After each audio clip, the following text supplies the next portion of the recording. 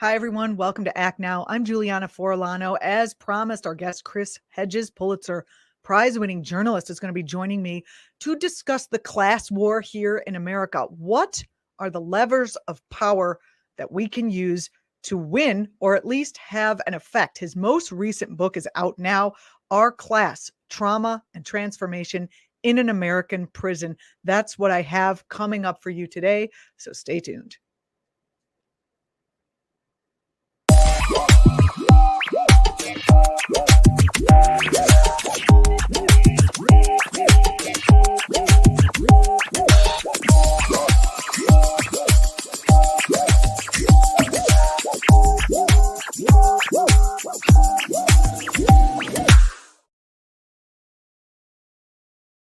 Hi, everybody. Welcome to Act Now. I am very happy to have my guest coming. I announced this last Tuesday, and I'm very happy that the day is finally here.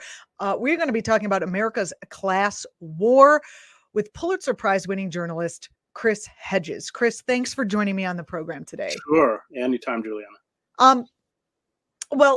Let's just start with your piece from Common Dreams. You talk about America's class war and how organized labor is one of the best tools to push back against the rich. Your quote is that, well, first of all, where are we in the class war? People seem to be generally engaged in the culture war. In your estimation, are people aware that we're on a grand scale, that we actually are in a class war? I think younger workers are, because, of course, they're suffering disproportionately. So you've seen labor activity at Starbucks, Amazon, Lyft, Uber, John Deere, Kellogg, the special metals plant owned by Warren Buffett, Berkshire Hathaway, Kroger, which just settled with a $5 an hour increase, I believe, and then all the teacher strikes in West Virginia and Chicago, Oakland, Arizona, fast food workers, hundreds of nurses in Worcester, Massachusetts, the members of the International Alliance of Theatrical Stage Employees. So there is a lot of labor ferment, which I think is extremely hopeful, because that is the only mechanism left by which workers are going to defend themselves from this fleecing by corporate power and the oligarchic elite, which are amassing staggering sums of money. I mean, Jeff Bezos and Elon Musk are each worth about $200 billion. We have to put that in proportion, because I think when John D. Rockefeller died, he was worth about $3 billion. I mean, even the big kleptocrats like Imelda Ferdinand and Imelda Marcos, I think they stole like 10 billion or something. I mean, so this kind of social inequality is something that we've not seen in American history, even going back to the days of the robber barons. And if you look at the late 19th century, early 20th century, you spawned militant labor movements against this social inequality. Yes, these were manufacturing-based jobs, so it's a little different. We're down to now 9-10% of the U.S. labor force is unionized. We've entered, the so-called gig economy, where everybody becomes a temp worker, whether they want to be or not, so that as soon as the company decides they don't need a certain number of employees, they're just instantly laid off without benefits or job protection. And history has shown that the only effective way for working men and women to protect their interests is to organize and use the weapon of the strike. Individually, we're virtually powerless against the ruling elites, but collectively, we do have power. And I think the most important component of that is aligning ourselves with a political party that stands fast with working men and women. The Democratic Party, if you go back before Clinton, had a relationship with labor and would at least take labor into account. That's all gone. The two-party duopoly each has made war on the working class. It was the Clinton administration that pushed through some of the most draconian measures. NAFTA was probably the greatest betrayal of the working class since the Taft-Hartley Act, which makes it very hard to organize, which was passed in 1947 or 48. Was Clinton, who deregulated the FCC and allowed the media systems to become consolidated in the hands of about a half dozen corporations. And it was Clinton that made war on welfare. And people forget that under our welfare system, before it was dismantled by the Clinton administration, 70% of the recipients were children. Yes, I think that there is certainly among people in their 20s and understanding that what they have been offered is really a kind of dead end. And I think that's also why, we have 3% of the workforce, 4 million people have walked out on their jobs. And most of those jobs, this is why they have shortages in healthcare, food services, transportation, housing, utilities. These are all frontline workers. And it's because they're so poorly paid. And especially with a pandemic, their work is so risky. I don't like to base opinions on polls, but in a recent Gallup poll, 68% of Americans said they supported unions. And between the ages of 18 and 34, that figure rose to 77%. So that's hopeful. Yeah, I think that certainly among this generation, what did I read? Millennials have like 2% of wealth. It's just criminal. And they're educated mostly. It's a lot of the people, and they're all in debt. They're all suffering from student debt. How long do you think it might take us to get back to pre-Reagan numbers for, percentages of people who are in labor unions? Well, that depends how willing workers are to use the weapon they have, which can cripple the economic power and ultimately political power of the elite, and that's the strike. So if you go back, there was actually a pretty good article in Jacobin a little while ago by Nick. I think that's what I'm referring to. They had the graphs.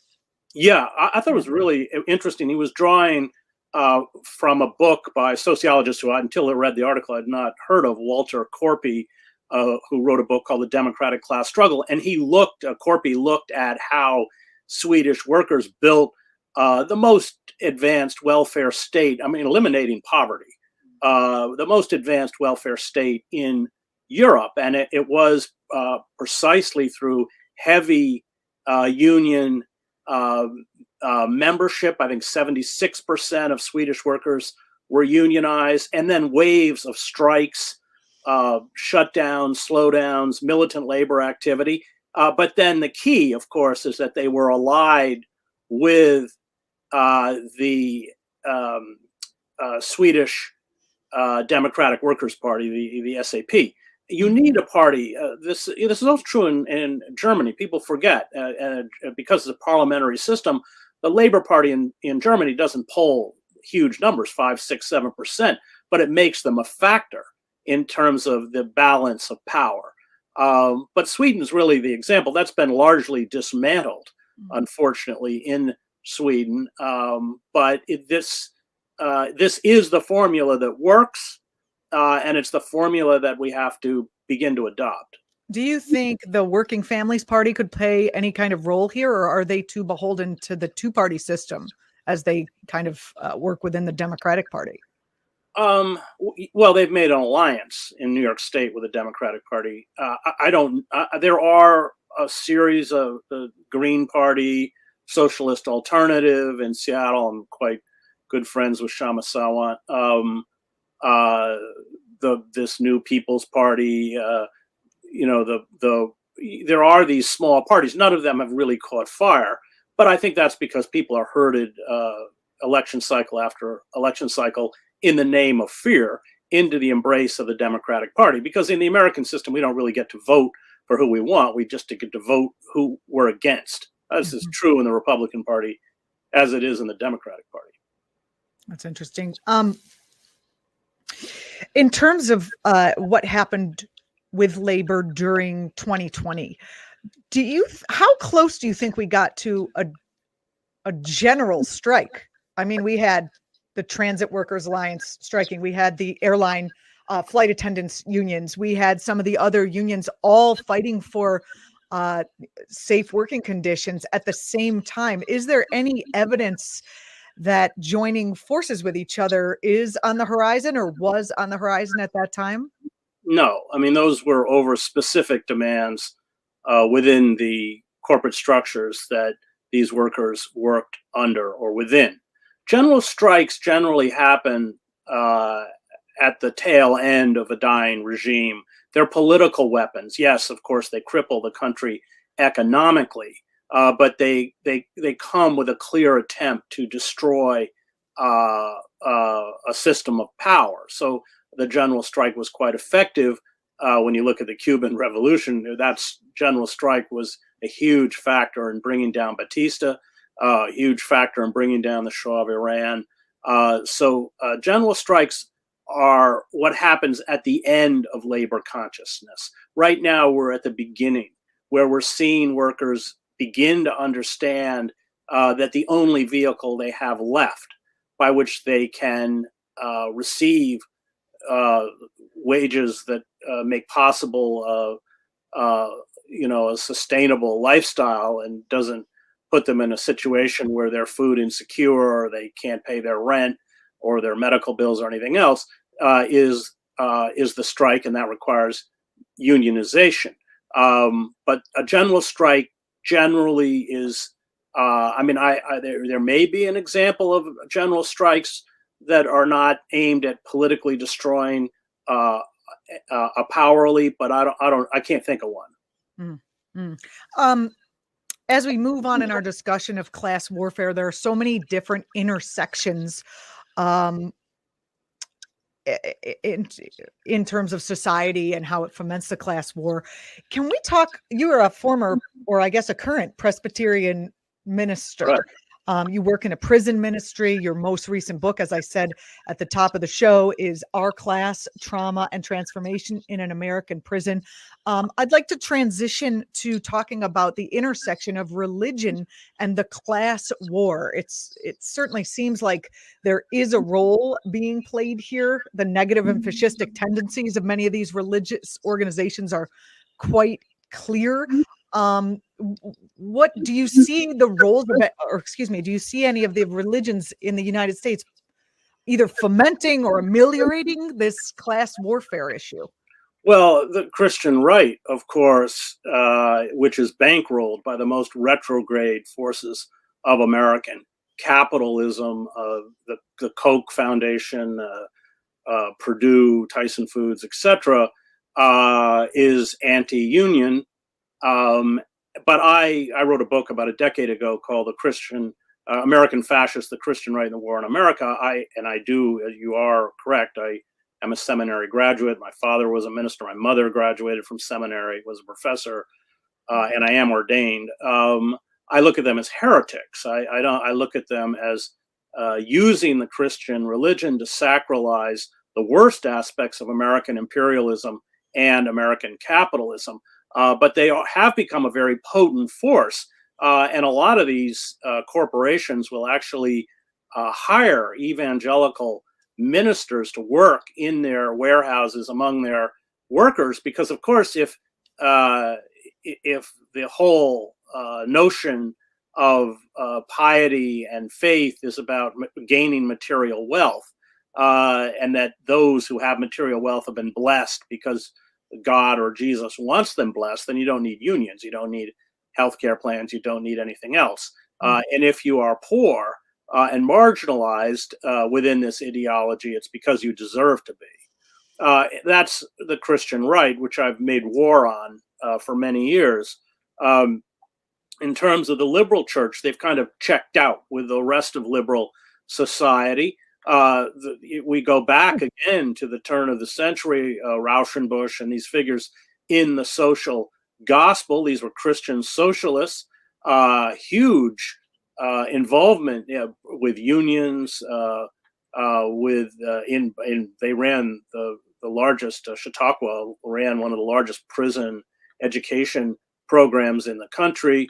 And then you saw the elites again use their money, the Rockefellers, all these figures, the Carnegies and others, to essentially promote this version of the prosperity gospel, which has now become so distorted and grotesque in the hands of the Christian right, and marginalize those figures within the religious establishment that had a conscience. You did see in the 1960s, my father was a World War II veteran, but very active in the anti-war movement, the civil rights movement, and then later in the gay rights movement. So you did see the rise of those, a certain segment of the clergy, the Berrigans, Phil and Dan Berrigan, which were kind of heroes in our household, Dorothy Day, all these figures, of course, King, Malcolm X. We must not forget that Malcolm came rooted in a very strong religious tradition. But they often fought with their own institutions. So the institutions didn't necessarily embrace what they did, number one. And number two, that backlash in the 70s against what Samuel Huntington, the political scientist, called our excess of democracy, also took place in the church. So the church replicated the retreat by the liberal class, and I wrote a book called The Death of the Liberal Class that kind of lays this out in about 250 pages. But they also did that retreat. So what did spirituality become? It was kind of how is it with me kind of stuff, which is really narcissism, has nothing to do with spirituality at all, but plays into the kind of cult of the self that has gripped the wider society. So unfortunately, on the one side, we have the Christian fascists who are very negative influence, and are siding with the capitalist corporate class. And then on the other side, we have a kind of feckless, unfocused liberal church, which I think is just a mirror of a feckless, unfocused liberal class. Oh, I love it when you say that. The feckless, unfocused liberal class. Two thoughts diverge in the woods here, Chris. Which one should I follow? My question, I guess, is going to be about the Poor People's Campaign that you're seeing coming out of the South. Reverend Barber, Reverend Theo Harris, they seem to be some like the best of what the left actually has at this point. Within the church, yeah, without question. Well, they draw their roots from King and from those traditions, which are real within the church. My father came out of that, but it does, I suppose, exist on the margins of religious institutions, but it's certainly been minimized as a force within the institutional church itself. And we have to remember that, church numbers within the liberal mainstream denominations are declining with such rapidity that the hierarchy of these churches, I'm Presbyterian, is no different, really are just catering to the lowest common denominator in order to stop the bleeding. Mm-hmm. And that means not taking on any controversial issues that could alienate members of the congregation, especially those members of the congregation that have money. But yes, I think Barber is an example of the tradition that I admire and come out of and ascribe to. But that was far more widespread in the 1960s and very widespread at the turn of the century, the beginning of the 20th century. It doesn't seem like with our current media configuration that we have that you mentioned in the earlier part of the show, the corporate ownership, the conglomeration, that someone like Reverend Barber, who back when there were only 3 channels, might actually make it onto one of the national networks, that the media establishment doesn't allow someone like a Reverend Barber, Reverend Theo Harris to actually reach the masses. Yeah, I mean, we have to also remember that the mainstream media outlets were very hostile to King. I mean, they demonized Malcolm, of course, but they were very hostile to King. People should go back after King gave his very courageous speech on April 4th, 1967 at Riverside Church denouncing the war in Vietnam. Go back and read the editorial in the New York Times. It's just a blistering assault against King. So King has been sanitized, kind of cleaned up, frozen in his "I have a dream" speech, but we forget the fierce attacks that But King. at least he was mentioned. I mean, these people are just not even mentioned. Yeah, well, Yeah. it was a little hard not to mention King when he was pulling, hundreds of thousands of people under the Mall of Washington, or 50,000 people. I forget the exact number in Memphis or anywhere else. I mean, Reverend Barber and his group almost, along with Stacey Abrams, Yeah. Handed the Senate over to the, got those two folks elected that would have been Republican seats had they not been doing that kind of work. And yet still no coverage and a lot of voter suppression focused directly on their souls to the polls Sunday voting apparatus. Yeah, I mean, but so much isn't covered because the corruption of news is now just fused with info, entertainment, trivia, celebrity, gossip.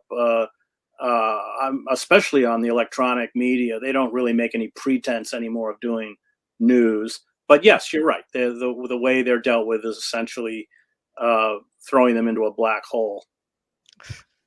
Oh, well, I have even found that, people with good intentions take their platforms to the internet. And then in order to sort of play the internet algorithm, they too have to fall into this infotainment. What did Joy Reid say? What did Joy Behar say? Kind of bullshit. And oh yeah, I can swear because we're not and I find it very difficult to find places where you can actually have a straight conversation or some kind of conversation that provides you context with what's going on in the world right now.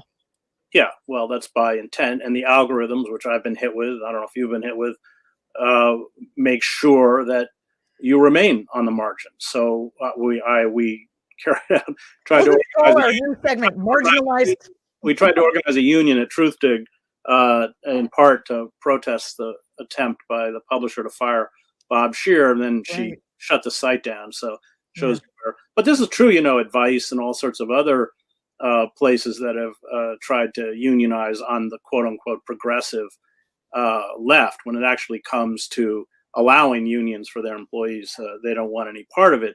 But that last year that I was there before she shut it down, the IT people ran a graph of my columns, and it's called, not savvy on the internet, but it's called Impressions, where if you went into Google and you typed in imperialism, and I had written something recently on imperialism, it would come up with anything else. Well, those algorithms make sure you don't come up. They've actually essentially erased WikiLeaks and Julian Assange this way. And so that graph showed referrals to my articles from impressions declining from over 700,000 to well below 200,000. And I'm sure they're even further below now. So we saw that quite egregious example of that when Twitter locked the New York Post out of its own Twitter account because it didn't want the dissemination of the information that the New York Post had exposed on Hunter Biden's laptop. So those algorithms, this censorship, I was opposed to removing Donald Trump from social media. I'm thankful never to have to be assaulted on a daily basis with Trump's tweets or statements. On the other hand, we have to acknowledge that these corporations, which know everything about us, we know nothing about them, are not transparent monitors. They should not be given this power of censorship. And because it, as history has shown, it always comes back in the end to essentially hurt the left in times of turmoil. Yes. Your most recent book, Our Class, Trauma and Transformation in an American Prison. Can you talk about, I've heard you speak about this, and your work at the prison is so moving. And can you talk about whether you said before we got on the air that that a lot of people who are publishing books right now are having a difficult time because the pandemic has really decimated book purchasing. But do you believe that your book itself has been, marginalized in the same way, say your internet writings have been? Well, usually my books get reviewed by major publications like the New York Times, the Washington Post. They're often trashed. My favorite was, I think it was America. I Can't Pages of Rebellion. Me even made it to the front page of the Sunday book review section. Of course, it was ripped to pieces.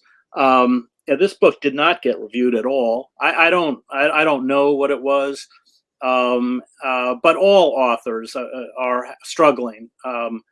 People will come in for an author talk virtually, but they tend not to buy the books, not in the same kinds of numbers. So I don't know what it was. Yeah, people can't even really know about it if they're not seeing your No, articles, if it's not even you have your own fan base, or, I don't know if you would call it fans, but people who rely on you for information. And even if they see your book trashed in the New York Times, they say, oh, he's got a new book, I'm just going to go get it. I'm not going to listen to the New York Times. right. That's what Ralph Um, Nader said. Just be happy they spelled your name right. Um, my favorite was a former professor said, "Don't worry, no book's that bad." Well, your book, Our Class, Trauma and Transformation, you're seeing the title, you're seeing it here, where you talk about your work in in Rahway, isn't it, in New Jersey, the prison system there, and how you it taught these inmates, you pulled out of them plays and you taught them how to write plays about their own experience. Could you talk a little bit about that experience and why it led you to write it into a book? Well, it was an amazing experience, and that I was teaching drama, and just on a whim decided that they should, because they had very little familiarity with theater, should write scenes out of their own lives, Mhm. so they would get used to writing dramatic dialogue. And what I didn't know is that there was one student in particular, a wonderful guy nicknamed Kabir, which in Arabic means big, and this guy was big. Um, had listened to me on WBAI and recruited the best writers in the prison. I mean, very, very talented writers. And they started turning in these amazing scenes that we then cobbled together in a play that was eventually performed at the theater in Trenton, New Jersey, the Passage Theater. Sold out audiences every night, because, of course, unfortunately, mass incarceration has touched many, many families in Trenton.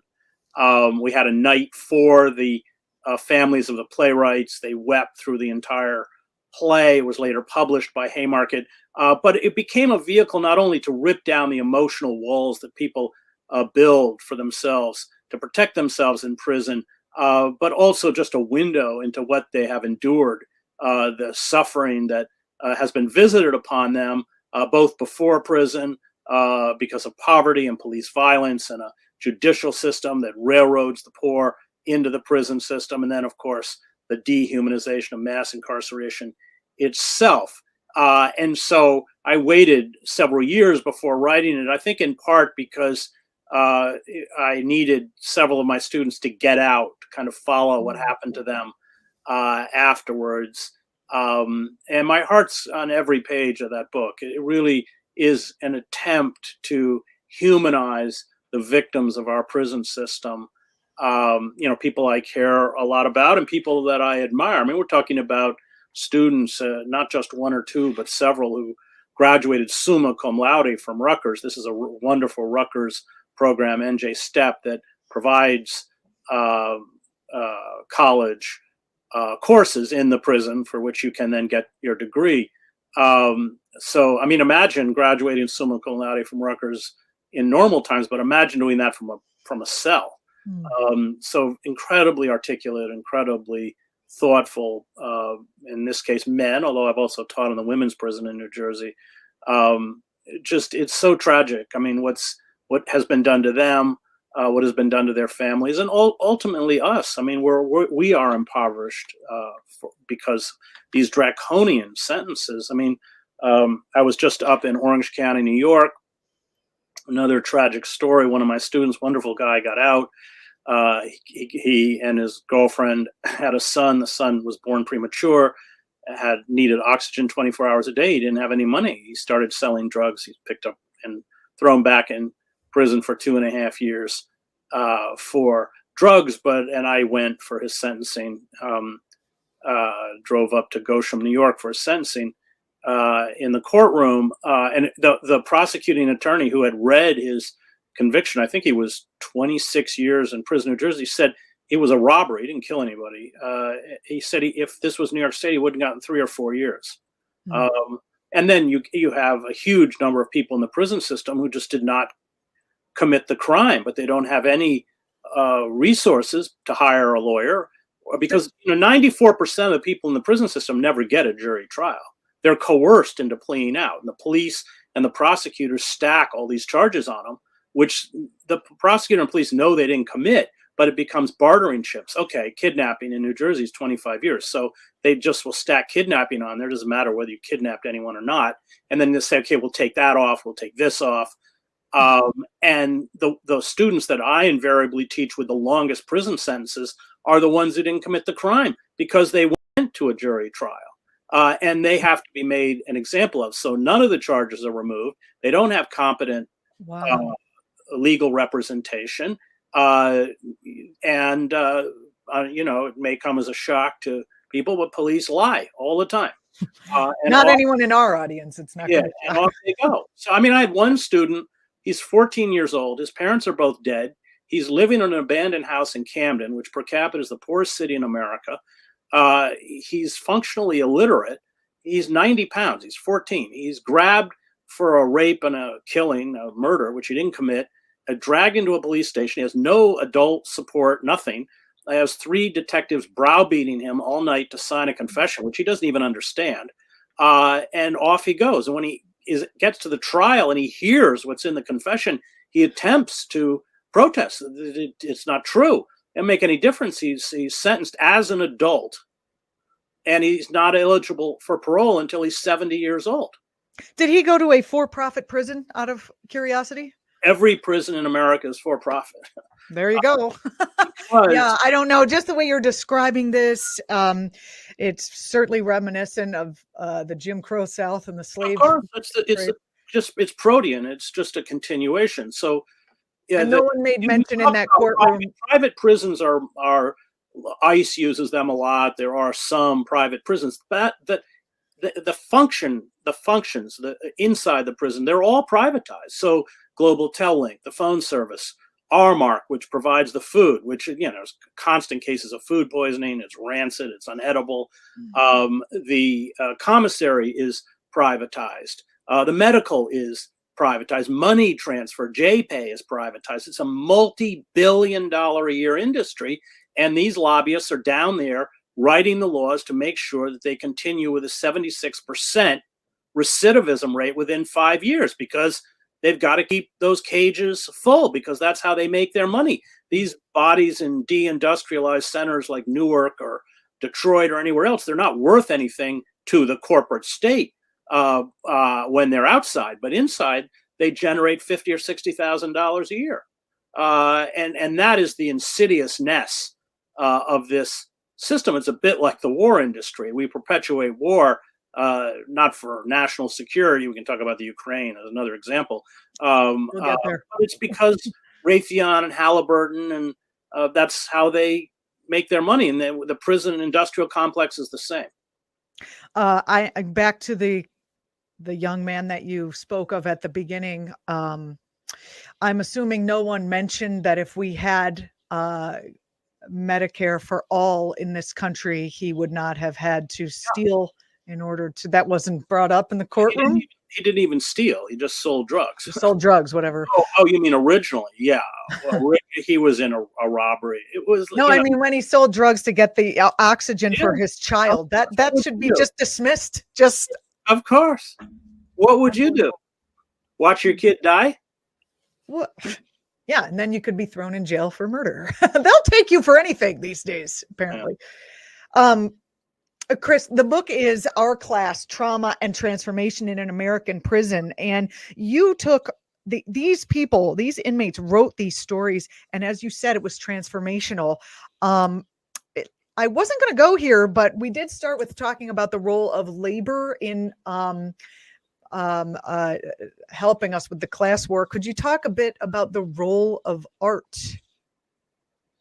Well, there is an incredibly important role for education and art within any labor movement. When you read the history of labor movements, education is a key component in terms of teaching workers about the configurations of power, which is what I spend a lot of time doing in prison. Art becomes an expression. I mean, I knew Pete Seeger before he died. These activities are incredibly nurturing for all resistance movements, including labor movements. If you read Emma Goldman's autobiography, and they're all on the Lower East Side working, 10, 12 hours a day in sweatshops. At night, they're all going to Yiddish anarchist book club groups. And so education and art are absolutely key in terms of not just self-expression, but self-understanding and understanding of the forces around you. The first New Deal project that the right wing destroyed was the Federal Theater Project, because they were doing plays like The Cradle Will Rock, which is this savage takedown of the capitalist class. In fact, they shut the theater down before it could even be shown. This was Houseman and Orson Welles. Orson Welles doing a Black Macbeth in Harlem, which James Baldwin is taken to by his teacher, who was white, and utterly transformed Baldwin. So yes, the power of art and the power of education are key, and that's nowhere more important than in the prison system, where we have denied, and these are incredibly gifted. I mean, they're organic intellectuals. My students have turned their cells into libraries, and think about that, because they're earning $28 a month when they work in a prison, and being fleeced by the commissary and everybody else. So, I mean, a book is a very, very expensive and precious possession, and they're there. And in fact, they when I have a discussion in a prison classroom, it begins at a much higher level than at these elite universities like Princeton, where I've also taught, because these people understand viscerally, because they are a victim of it, white supremacy, institutional racism, how the police and the prison system within deindustrialization are the primary forms of social control. They get it all. So you begin from a plateau that these elite kids can't even begin to reach, in part because, of course, they're being groomed to be part of the 1%. Again, the book is titled Our Class, Trauma and Transformation in an American Prison. I encourage everyone to go get it. Giancarlo, let's put the book cover up so you know you're getting the right one when you go and get it. It is sold wherever fine books are sold, but I would get it at somewhere not Amazon if I'm making a suggestion. So turning now to Chris, you were, just so our audience can know, a war correspondent in Central America. You worked for you were working for the New York Times and had a 15-year tenure there, reporting from more than 50 countries. You were the Middle East bureau chief and Balkan bureau chief during the wars in the former Yugoslavia. So we look forward to hearing your thoughts about the tensions, as they call them on mainstream media, tensions simmering on the Ukraine-Russia border. Can you tell the people what they should really be knowing about what we're seeing here? Well, it is again a ploy by defense contractors. Remember, we after the unification of Germany, Reagan made a promise to Gorbachev that NATO would not be expanded beyond Germany's borders. But Eastern Europe was just too tempting a market for the arms manufacturers, because in order to join NATO, they have to make their weapons systems compatible with NATO weapon systems. And again, billions and billions of dollars. I was in Poland a couple of years ago, and there are just billboards all over the place from Raytheon which is making a fortune. Um, so, the foreign policy and military establishment, if we look at it over the last few decades, it just leapt from disaster to disaster to disaster. The whole debacle in the Middle East, the war on terror itself, and NATO has not, because the Ukraine is literally on Russia's border. Russia has made it very clear that they, and we, how would we feel, if Russia was stationing troops and weapon systems on the Canadian or the Mexican border? It would be no difference. So, Obama, this is an Obama quote.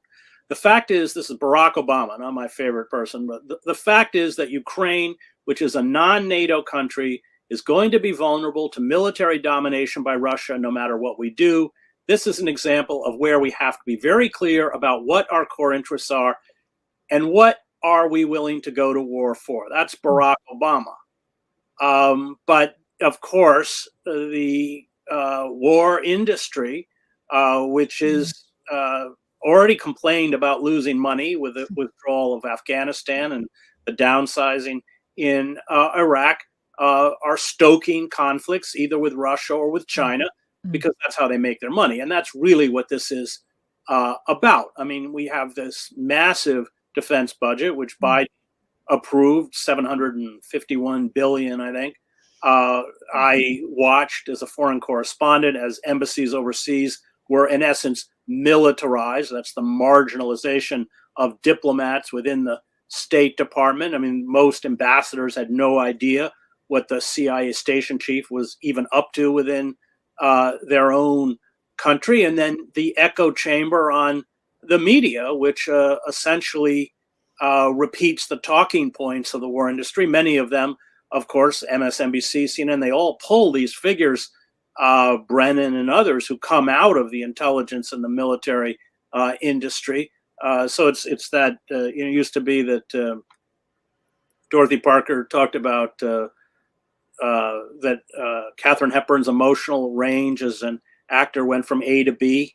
Well, that's kind of like, the debate that we get. It's A or B. I mean, do we bomb them or do we bomb them and put boots on the ground? There's no actually coherent discussion of foreign policy. And then we get back to the collapse of foreign reporting itself. There are very few foreign bureaus. The profession that I spent my life doing, it's gone the way of blacksmiths. Yes. Well, we can't have the actual tragedies of war being splashed across MSNBC, or people might, pull their support for unnecessary wars. You can't have that. I just want to throw in on the Ukraine. If the Ukraine was a NATO country, then the Crimea, which has Russia's major port, a naval port, would become a NATO naval port. I mean, what country in the world would possibly allow that? And of course, they've annexed the Crimea, but that issue is kind of almost never discussed. So even though there's so much reporting and people are very frightened about Russia and war and nuclear war and escalating into World War III, even though you're saying that this is really about arms sales and profiteering, what will arms sales and profiteering look like for the people of that area and the people of the world who would prefer peace? Well, it looks like what's happened in Yemen. It looks like what happened in Afghanistan. I mean, the human cost, it's hundreds of thousands of lives. Maybe not hundreds of thousands of lives in the Ukraine, but it's certainly death and destruction and suffering on a vast scale. I mean, that's what that's how the war industry works. It doesn't seem like it would just stick in the Ukraine border if the U.S. had a proxy war with Russia. The troops that they've moved to neighboring states are in such small quantities that they would be virtually powerless against. I mean, they're trying to stoke this thing that Russia wants to invade Romania, which is ridiculous. I mean, what we don't want to do is go to war with Russia over the Ukraine. I mean, this would just be suicidal folly. But war is a business. I mean, it always has been. So we're going to funnel arms over there somehow, is what you're saying, so that we can sell. I think that we already are. I think we already are beginning to approve arms shipments to the Ukraine. But it is all about, people forget why the United States went into World War I. They went into World War I. There was no support for the war. It's why Woodrow Wilson had to pass the Espionage Act and the Sedition Act and throw the socialists like Eugene Debs in jail. There wasn't any support for the war. And Wilson had actually campaigned on the slogan in 1916, he kept us out of the war. But the French and the British, especially with the Russian Revolution, were losing. And the New York bankers, Wall Street was panicky because they had given tremendous loans to the French and the British that they want repaid. And that was the major impetus in terms of pushing. Yes, the Kaiser helped it by sinking some American shipping, but that was the major impetus that pushed us into the war. It's always been about profit, and war has always, to a select number of predators within the society, proved tremendously lucrative. That is what perpetuated the wars in the Middle East. I spent 7 years in the Middle East. It made no sense what we did to attack Iraq. It was and then to perpetuate these wars for 20 years. I mean, the war in Afghanistan, everybody knew we were losing. The Washington Post published the Afghan papers. There was no debate inside the circles of power that it was absolutely futile. But the war kept continuing because companies like Boeing and Raytheon and were making a killing. Final question for you on this war.